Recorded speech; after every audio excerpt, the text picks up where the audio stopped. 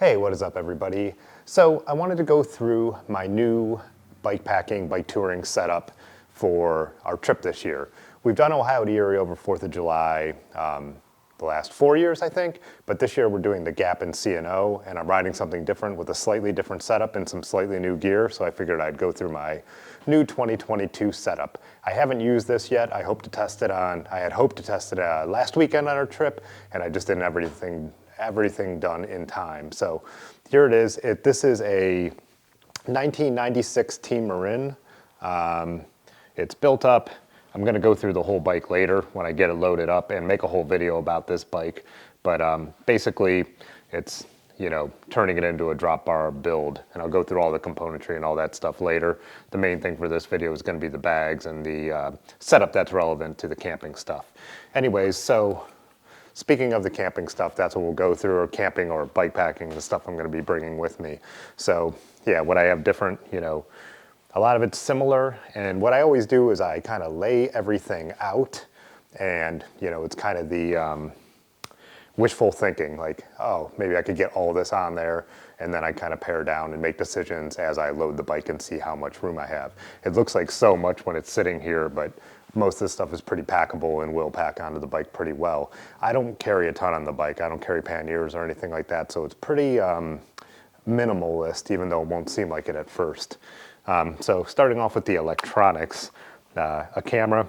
This is the Canon 6D sitting there. I'm recording with the camera I'll bring, which is the R5, but the sizing is similar. So lenses, I'm not sure. That's always a tough decision for a photographer. This is the one I brought last year, 24 to 105 zoom, but it's pretty beefy. So I was thinking of maybe just bringing a lens like this, which is a small 50, and then the one that's on here, which is a 16 millimeter, which is a similar size. So they're smaller, they're not as nice, they don't look quite as good, but they will do for bike camping. Obviously a phone, these are all the various charging cables and stuff like that. I've got my Wahoo here. These are GoPro batteries, little case I made for them as I've been teaching myself how to sew. Then we have all the Canon batteries here, and then we have power banks. I have 3 of them sitting here, a new one that has 2 ports, and the 2 that I brought with me in the past. I'm not sure if I'll bring all 3. Maybe I'll bring the new one and one of the old ones. Bike lights, headlight, tail light, obviously. Then the GoPro to make my videos.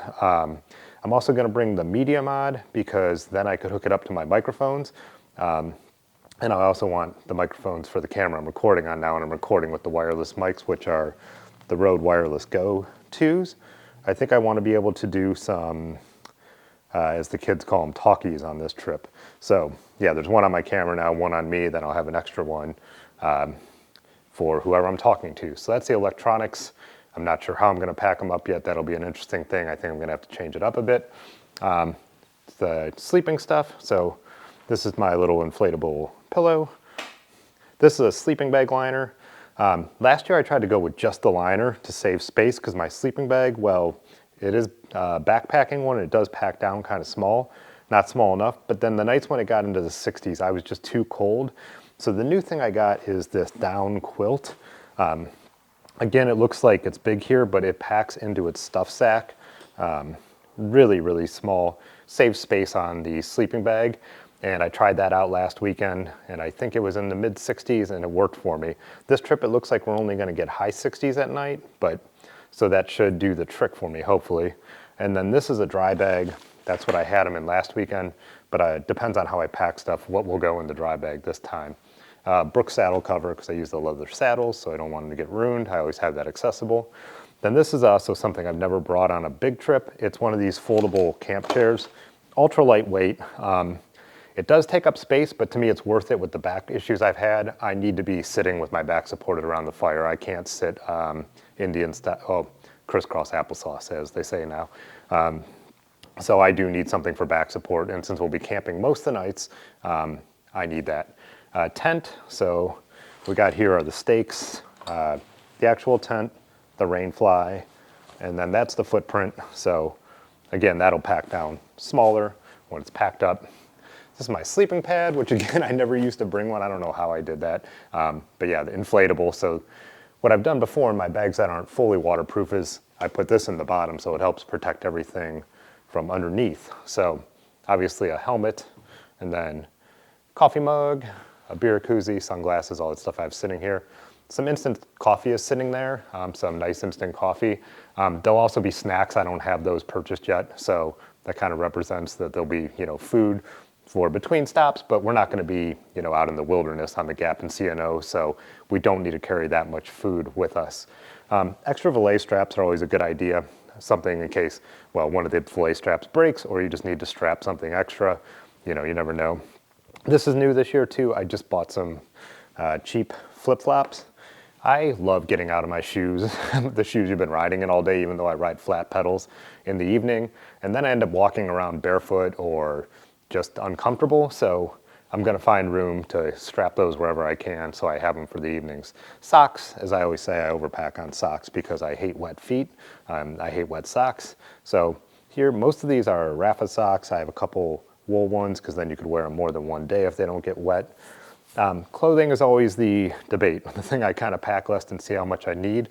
So here's a real lightweight button down. I like wearing those on hot sunny days.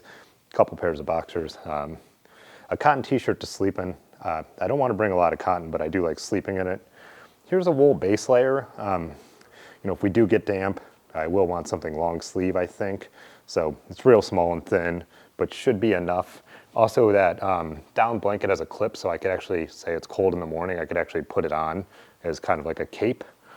And then I have a wool t-shirt because I could wear that multiple days as long as it doesn't get soaked, but because wool is great because it doesn't stink. And then I think 2 pairs of shorts.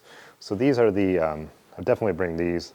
These are that, what is this brand? Swerve, which I really like riding in. And then here's an old pair of really light jean shorts, and I think I'll go with that. The only thing besides my stacks not sitting out here are my tent poles, which I just realized I had already put in my bike bag. I was doing the thing where I put helicopter tape on the frame because I don't want to scratch up the frame with the way bike bags are. So I put them in there to see where I needed to get the helicopter tape placed in these spots so my bag doesn't scratch it. So I am going to load up the bike. Then I'll go through what my bag situation is. Then I'm going to take it for a test drive because I've never test ride, because I've never ridden this bike fully loaded. So I want to kind of see how it handles. I did ride it back from the shop today after getting a couple things done. So I know I like the way the bike handles without weight on it in the build, because you never know doing that 90s mountain bike thing, how it's going to work out with drop bars, but this one actually feels really good. So let me get it loaded up and then we will go through the next step. See ya. So I did end up getting the bike packed up, took it out for a ride. Everything went good. Front end handle's a little heavy when you're going slow, but that's to be expected. So a couple things I forgot to mention that I put in here. My bike tools with a spare tube, that kind of stuff, any on-the-fly repairs. Honesty lock in case I need to lock it up real quick. Bike pump, stuff like that. Musette bag, I always bring one of those because if you're just a couple miles from camp and you need to get extra water, some beer, some food to the site, it's nice to have something that folds up really small as expandable storage. The other thing I did not mention is I had the jackets on the table. I always bring my wind jacket. It's just a no-brainer. And then I was debating the rain jacket. I usually don't bring rain jackets on summer tours because I figured I'd rather get wet from the rain on an 80-something degree day than wet from sweat.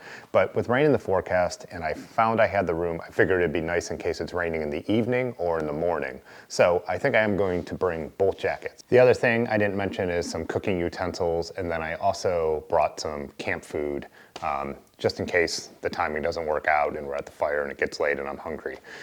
So one thing I decided to bring with me is my little chrome hip sack.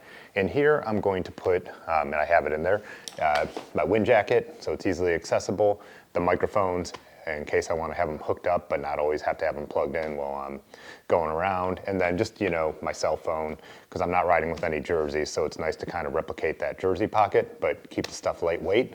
And then I think what I'm going to do with the camera is just have it mostly hanging around my neck with just a strap. I have the strap on there now, one of those old vintage style ones. And then, I do have room in the Roadrunner bag in case it's raining or I don't want it on my back. And I'll have a freezer bag that I could put it in to make sure, it stays dry. But let me show you how I got everything packed up.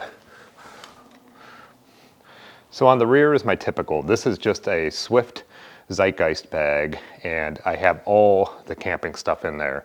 Like I said, I put my sleeping mat in the bottom, so it gives a little protection, but I've been surprised. We got totally soaked on the last tour for like 5 hours, and stuff stayed relatively dry in there. They don't advertise it as being waterproof, just resistant, but it worked. Flip-flops on the back, obviously, coffee mug on the back. But so yeah, then all the tent stuff is kind of wrapped up in the sleeping mat, and then I have my dry bag with the down blanket, my sleeping bag, lighter, and pillow. So basically everything, this will only come apart at night for setting up camp. Both pockets are full of food now, so I have Cliff Bars, figs, the stuff I like to eat on the road. Center bag, this is the thin pocket on this side, so that'll probably have my wallet. Can't really fit much in there. But the other side has my cooking utensils, tent poles, tent stakes, and a couple little odds and ends like the musette bag. There is space in here, so if I do need to add anything, you know, I've got a little bit of room. So the front bag, the Road Runner bag, the new thing, which is supposed to be waterproof, in the bottom has all my electronics in a plastic bag. Then on top of that, I have all the clothes I talked about stacked up, and then I have the camp chair. So all of that is in this bag, which is really nice. There is a front pocket, so I've got the lock in there, and then actually I put some stickers in there, so in case I run into anyone. So pretty much that's the setup. The things I've changed about this bike since I first built it up, and you may have seen it in the other videos, is the Velo Orange Happy Stem. Really bump up those handlebars to make it more comfortable for touring. Did get these fenders set up, just some kind of clip-on fenders, but you know, Otis helped me come up with a little mod there to get those to be, you know, a little more stable, and just a clip-on one in the back. It'll at least keep the bag dry and my back dry and stuff like that. So that's pretty much it. So we will see how this performs. Chain rings are Velo Orange. Groupset is 9-speed Ultegra. Which also was a reason for the basket idea, because I do have all the cables from the old 9-speed style, and then also cantilever brakes. So yeah, that'll be it. As you're watching this video, I'm already heading out on the road. So our plan is we are going to drive to Pittsburgh, take the train to DC, spend the night in DC, and then work our way back, and obviously be a bunch more content about what happens while we're out there. So see you on the road.